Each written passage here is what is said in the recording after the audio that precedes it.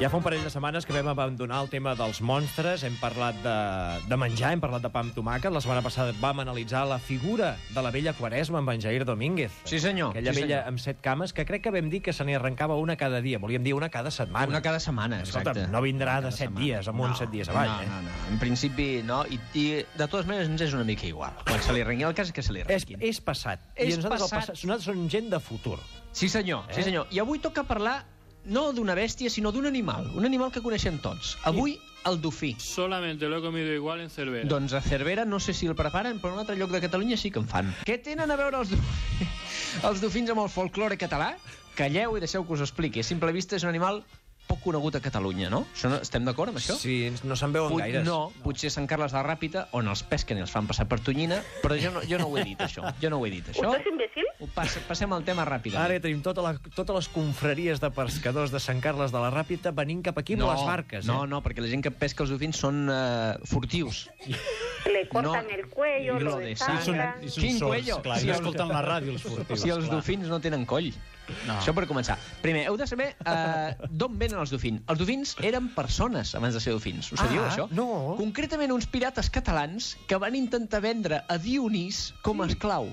Què O sigui, dius ara? imagineu-vos aquesta història. Es veu que Dionís va passar per Empúries, Sí. fer unes copetes o alguna cosa, i quan es va despistar van aparèixer uns tios d'Empúries, Sí. el van fotre en un sac i el van portar a vendre. Perquè Dionís no era un jugador del Barça, eh? No. Dionís és el Dionís de la mitologia aquell, el guapo. Dionís, sí, home, el guapo i el liante. Sí. No van pensar que el tio, tot i ser un borratxo, com era Dionís, era un déu.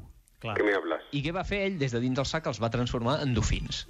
Què va passar aleshores? Què? Doncs ja sabeu que a Catalunya no es dona res per verd i els mercaders i els pescadors de la zona els van començar a fer servir de cavalls. Vaya pasada. Sí, el que sentiu. Aquesta és la dona d'un mercader d'aquella època, eh? Quan ho va veure què Ui, el passava, meu marit. aquells tios plantats allà en forma de cavall.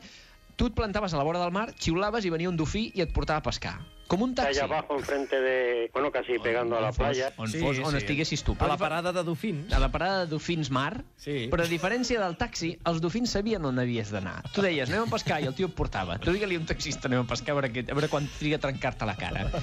Els anys van anar passant, i un dia, dos reis que estaven en guerra, imagineu, que hi ha un salt quàntic aquí, pràcticament, van tenir la pensada d'organitzar uns exèrcits muntats damunt de dofins, Molt ben pensat.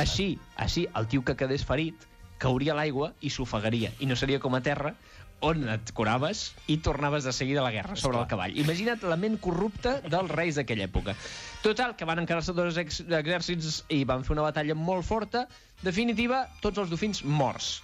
El rei dels peixos, que és el vell aquell de la Barceloneta que porta una cua d'escates i pezoneres, els va privar que mai més es deixessin muntar per ningú. I això és el que passa avui dia. Tu intenta pujar-te sobre un dofí com si fos un cavall i veure quan triga a arrencar-te la cara d'una queixalada. És perquè rellisquen. A més, hi ha el perill que t'asseguis sobre el forat. El forat per on respiren. Sí, senyor. I allò que té un nom molt divertit que ara no em surt, que és l'epidefis o l'epifis. Algo així. Crec que és forat de l'aigua, el nom científic. Però és com el d'una moto d'aigua. Tu poses el dit allà a la sortida i te'l trinxes. Pues sí que no t'estàs enrotllant No, más. Ja paro. I que hi ha gent molt malparida que els hi tira sucre dins d'aquell forat, És com les horrorós. motos, perquè s'espatllin els dofins. S'espatllen, deixen de funcionar. ¿Ah, sí? Doncs res, l'arqueologia folclòrica, avui en Jair Domínguez descobrint-nos per què no hi ha dofins a Catalunya.